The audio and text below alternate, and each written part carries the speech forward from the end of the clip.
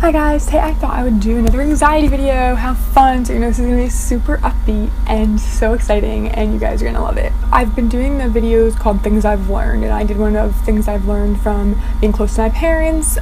Hope that's up already. I did a Things I've Learned from being in a relationship, from being single, things like that. And I definitely have more on my list to do. If you have a specific request, please leave it below. But today is Things I've Learned from having anxiety. I'm assuming most of you watching this aren't new to my channel. If you are, you can go and check out some of my older anxiety videos to kind of get the whole story, but I'll give you a brief tiny little intro right now. I've had anxiety now for probably around 6 years. It started off when I was in college. I ended up getting mono, and from there I think it was a mixture of a really bad year mixed with having mono that gave me anxiety. And when you have mono, I don't know if you ever had it, but for me it was brutal. There is no cure. You just kind of have to wait for it to go away. And what was happening was, with mono, you have good days and bad days. I'd have days where I felt totally fine and I'd go to class and I'd be feeling fine, and then halfway through the day I would be struck with like a fever. I would feel miserable. I could barely even walk to my car. And I think that was happening on and off for about a month until I got fed up. I was just missing classes. I was too scared to go to class and feel sick. It kind of got out of hand, and then I had mono relapse, so this lasted for like a year. And then I think from there, even when I got better, I would get anxious. I'd get out and get an anxious feeling or have a panic attack. And so it kind of turned into, from having a sickness to having like a mental illness. And I've been to therapy for it, and I've learned a lot from it, and what works for me, what doesn't work for me. Not everything works for me, because obviously I still have to deal with it. But this video is kind of the things that I've learned from it. And I actually didn't plan this. Most of these videos I write out some things. I did not plan this, so this could be just a full-on rant. But hopefully it'll be some advice, or just make you feel related to, or you might understand where I'm coming from, or something like that. One thing I've definitely learned from having anxiety is you kind of figure out which of your friends and what people in your life have sympathy and can really be compassionate.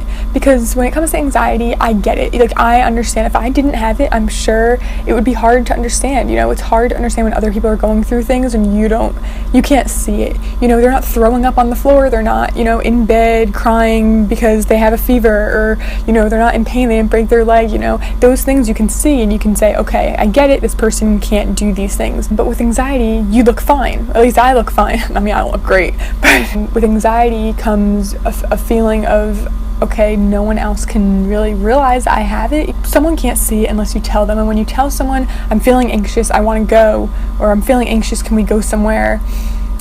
People don't see it. They're like, why? What's wrong? Are you sick? Like, why? What do you mean? Like, why are you feeling anxious? And that's how anxiety doesn't make sense. And it's something that is very hard to understand, especially for someone who's never felt it before. A way I try to describe it to people is, if you have a fear of heights, or you're claustrophobic, and you feel that pure panic in that space that is irrational, and you're safe, but you can't override it. Your brain and your thoughts and your rationalizations cannot override that feeling of pure terror.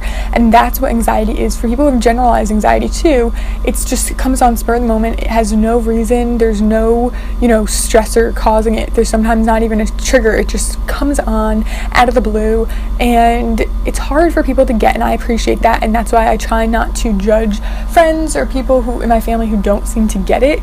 But you definitely learn which of your friends have more compassion than others. I have friends who never have had anxiety. They get nervous and things, but they never had the kind of anxiety I do, and yet they understand. When I tell them I'm feeling anxious, they totally get it. If I'm out with them and I'm not feeling well, they'll leave, no questions asked. And I know that's a lot to ask for a person, and it is hard to be friends with someone who has such severe anxiety, but I can tell the difference, of the friends who I know, okay, I have no problem hanging out with them with the fear of thinking I might have a panic attack, because I know they'll be there. I know that they won't ask me a bunch of questions and not get it and make it more difficult for me. And I know the people who do make it more difficult aren't doing it on purpose. It's not their fault. They're just different people. But I have friends who are just so amazing about it. I also have friends who also suffer with anxiety, so it's easy to kind of explain to them because they completely get it. But the friends I have who I know have never had that feeling and can still empathize or sympathize with me and just kind of understand. And they don't even understand. They just respect it. They respect that that's how your brain works, and they just are there. And I love that, and I think that having anxiety has definitely let me know which friends to reach out to when I'm having a hard time. You can have plenty of friends, but you have friends that you want to have a good time with, and you have friends that you share deep stories with and funny stories with, and you know, there's different friends that you go to for different things, and I think you know what I mean. And it's not that you care about them any less, it's just you click on a different level. Having anxiety has taught me who to go to when I have certain problems. Another thing anxiety has taught me is that doctors suck. I mean, I know doctors save lives and they're great and things like that, but you think they'd be more understanding, I guess, and they just aren't. I mean, from even therapists I've talked to regular like medical doctors, nurses even, some people just don't get it. Like, you'd think anyone in the medical field would kind of appreciate it, whether they have anxiety or not. You think they would have some sort of like bedside manner when it comes to anxiety. Like, I can be in a doctor's office and that's a trigger for me anytime I have to go to any kind of a doctor, whether it's a dentist or an invasive doctor or whatever. I get so anxious, even if it's a great doctor who I love. I get like brutally anxious, panic attack, feel like I'm dying, anxious in the waiting room. I can usually not sleep the night before, like it's a real problem for me. And then there's such a huge thing that you see with these doctors is some of them are so, you know, they might never have had anxiety, maybe they had, maybe they've just dealt with more patients with it, but they are understanding. They get that you don't feel well, they get that you're anxious, and they don't even have to treat you differently. I think that's the thing, is that when someone has anxiety around you, you don't have to treat them any differently, you just have to listen. And then there's other doctors that just try, I don't know if they don't believe anxiety exists or you're making it all up. I mean, you are technically, but it doesn't make it not real. And there's some doctors that just don't care. You could be having a panic attack full on, like you have to breathe into a paper bag in front of them, and they just don't care. They have to do, like, say something. So a lot of doctors have said things like it's all in your head, or, you know, you just have to calm down, it's just too much stress, you have to relax more. Shut the hell up. Oh my god, there's so many doctors I just want to punch in the neck. It's not even funny. I think that when you have anxiety, whether it's a therapist or any kind of doctor or nurse, anyone in the medical field, I think you see who has a good bedside manner and who doesn't, more so than anyone else. That's something I'm very sensitive to, because I am so anxious in those situations that I am so aware of what doctors and nurses have a good bedside manner and which ones don't. And it teaches you kind of like who you want to keep going to and who you think is worth it, who you can recommend to other people and stuff. It's surprising how many doctors want to be doctors when they clearly don't care. Okay, another thing I've learned since having anxiety is that dating is 2 million times more difficult. And I don't know if it's just the online dating, I think all dating and getting to know people, I think as it's so hard. So I feel like I've made a lot of friends in my life before I had anxiety, and it's hard to make friends with people once you already have it, if that makes sense. Like, now that I'm already in that like big hole of anxiety, it's hard to make other friends, especially people who don't have that in common with you or don't understand it, because you can't just hang out with someone who has such a severe anxiety like me on a regular basis. You can't just like go and do something together. It's a process for someone like me. It almost like weeds out the bad ones, in my opinion. But when it comes to dating and making friends while you have anxiety, it's so hard because you have to explain it. It's so hard to try to be friends with someone or date someone without telling them about your anxiety. It's hard to hang out with people when you have anxiety in the first place, or my kind of anxiety anyway.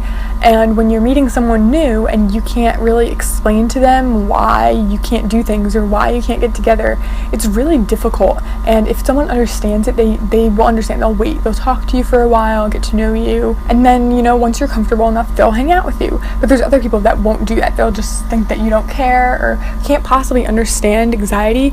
And it's hard because you don't want to scare someone off. And I've definitely done that before, where I've like dated, or not even dated, but like talked to someone with the hopes of dating them, and you had to tell them, you know, I have anxiety. That might be a deal breaker for you. It means that I can't do things that all of other girls are going to be able to go out and do. I can't be super spontaneous, and I can't go to certain places. It's difficult, and I get that a lot of people don't want to put up with that. They'd rather find someone who doesn't have that issue. And it's hard because you want to tell this person, you want them to understand, you don't want to lie to them, but you also don't want to waste their time. And you feel like, kind of when you have anxiety, like you're wasting everybody's time. You kind of feel like you want to tell that person, like, sorry, you don't have to be friends with me if it's too hard for you. I get that, you know, being friends with me is difficult, and I hope that you think that my friendship is important enough to put up with the fact that I have anxiety. And I definitely have friends that do that and are amazing about it. But there's some people, when you first meet them, it's really hard to meet people when you have anxiety and start getting to know them and creating a friendship or a relationship. Having anxiety has really, really taught me that you have to put in so much effort. You really have to hope other people are going to put in as much effort as you're trying to put in. I feel like when you have anxiety, a lot of people think you're just being lazy, but you're really trying. You're putting in so much effort and energy just to do a basic everyday hangout with someone. You have to hope that they appreciate that and get that it's hard for you. You can't expect everyone to get it. That's probably my next thing, is that that I've learned is you cannot expect everyone to understand. And I think that's something really hard to accept when you have anxiety, is that you want everyone to understand. You want to explain it to people. You don't want them to just think you're being lazy or weird, or like you just don't want to do things, because you do. And it's not like I'm a person who feels like I'm super left out all the time. I don't really feel like that. Like, it's not like I'd be going to parties and like raves and things if I didn't have anxiety, because that's just not my style. But I would like to have the option to do that, if that makes sense. Like, I'd like to have the option to drive 2 hours to go somewhere, or go somewhere by myself for once, but I don't even have that option, which is kind of what makes it so hard. You want people to get that. You want everyone you come across, everyone that has to hear that you have anxiety, to get every bit of it. Like, I would wish I could tell every single person my whole story of anxiety and why I have it, and explain it to them, and like send them my anxiety blog post that I did, that I feel like a lot of people really appreciated. Like, I want to tell people how it feels, and you want people to understand that mental illness is so serious, and it's something that affects you every single day of your life, and that you can't just get over it, and that it's not something that's mind over matter, and you can't just think positive and it'll go away. You want to explain that to everyone, but no matter what, you could explain to everyone. I could have everyone I know read that blog post, and some people still wouldn't get it, and that's fine. But you have to kind of, as someone with anxiety, you have to kind of learn that and accept it, because just like everyone's not going to agree with your political beliefs and your religious beliefs and your fashion sense, anxiety is something that is so hard to understand, even as a person with anxiety, that people without it just aren't going to get to that point. There will be people that will understand and get it, and there will be people that will sympathize with you, and people who can respect you. And then there will be people who think it's a joke, people who don't believe mental illness is real, people who think, oh, you're anxious, like, get over it. It's one thing when you tell someone to get over a breakup and to get over things like that, but when it's anxiety, you have no control. And I think that's something a lot of people don't get, is that there is no control. And I think that's the reason in my life where I feel like I have to have control over so many things, because you lose control so easily with anxiety, and it's taken away from you, that you want to have control over everything else. You want to have control over whatever you can possibly get hold of, because you never know when your mind is, or your anxiety is just going to overwhelm any control you have over your body, your bodily functions, your brain, your feelings. And that's something that you definitely learn, is that not everyone is going to understand or get it, and you kind of have to accept that. Another thing I've learned is that sometimes you just have to give in to the anxiety. There's a lot of times where, it's minor, or you can power through, and it's not like you're mind over matter thinking positive. It's not like I'm telling myself, like, you can do this, do it, and then just doing it and like breaking through fear. You can power through by feeling anxious the entire time but still surviving. Or you can sometimes, what I've learned is that you just have to back off. Sometimes you just have to say no. And it sucks because you feel like you're letting people down a lot. And it sucks because you feel like people think that you don't care. It just really sucks to say no. But a lot of times you just have to cancel plans, and you just have to say no and give yourself that break. Even though you feel like, oh my God, now I feel fine. Now that I've canceled, now that I've said no, I feel totally fine. I don't feel anxious anymore. You know that if you went, you would. Sometimes it's worth sitting somewhere or being somewhere and feeling anxious, and you can just, you're holding on by the edge of your teeth and just trying to survive this day or this event or whatever it is, and you feel anxious the entire time, and you get home and you're just so thankful you survived.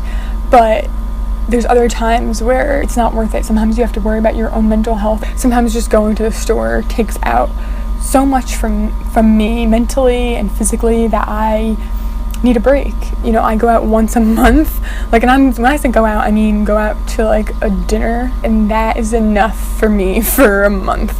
It's just, I don't know what it is, being around crowds and loud people and just being out like that uses up so much of my social energy that I can't handle it. And I think that sometimes as a person with anxiety, I've learned sometimes you just have to say no. Sometimes you have to do what's best for you, and it might feel stupid and you might feel like you're useless and like people hate you and like you're canceling plans because you suck and you're just a shitty person.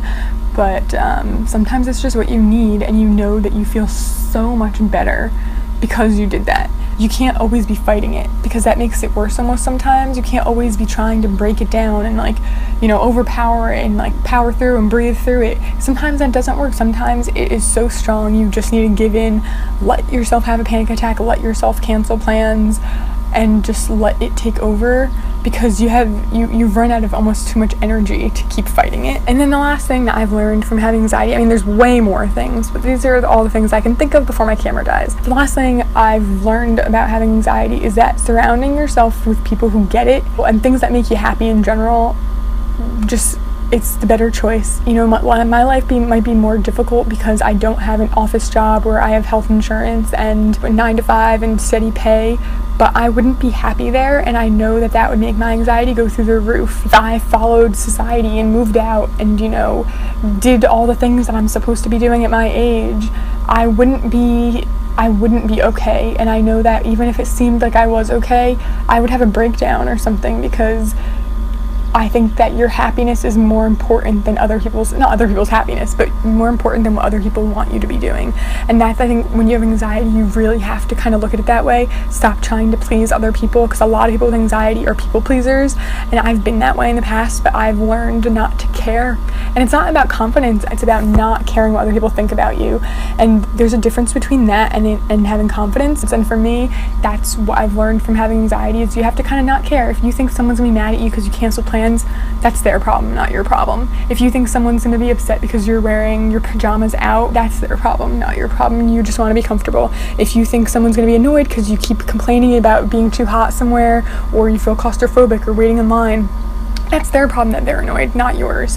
And I think that's something that with anxiety you kind of have to learn. And then, although it's not getting rid of your anxiety or your fear, that panic, but it is going to get rid of the extra stuff that piles onto your anxiety, the stress, the guilt, and that stuff. I think that's the kind of stuff you have to let go. That guilt of having anxiety and letting other people down, you got to let that go. It's their problem, not yours. If you have friends or family that don't get it, that's their problem. And it might feel like your problem, but it's not. That's their issue. Don't override your own happiness to make other people happy. That's what I'm trying to say. Don't conform to what other people want you to be, or think you should be, or what you think you should be. Just do what you want. Make yourself happy, because those moments of, sometimes I'm just sitting in my room watching ER with my cats and eating popcorn, and I'm like, I couldn't be any happier right now. And, you know, I never feel that way when I'm out with a bunch of people. No offense to the people I'm out with or something, but I love those moments, and those are the moments that make me happy. And if some people think I watch too much TV and I care too much about TV characters over real people, that's their problem, not mine. It's not even letting go of control. It's kind of having control over your own happiness. And although anxiety can get in there and really like poison your happiness, if you make all the moments where your anxiety isn't taking hold as happy as possible, and ignore other people and just make yourself happy, that's what's important. So I hope this video helped you out. If you like this, please give it a thumbs up and subscribe to see more from me in the future. And thank you for watching. See you next time. Bye.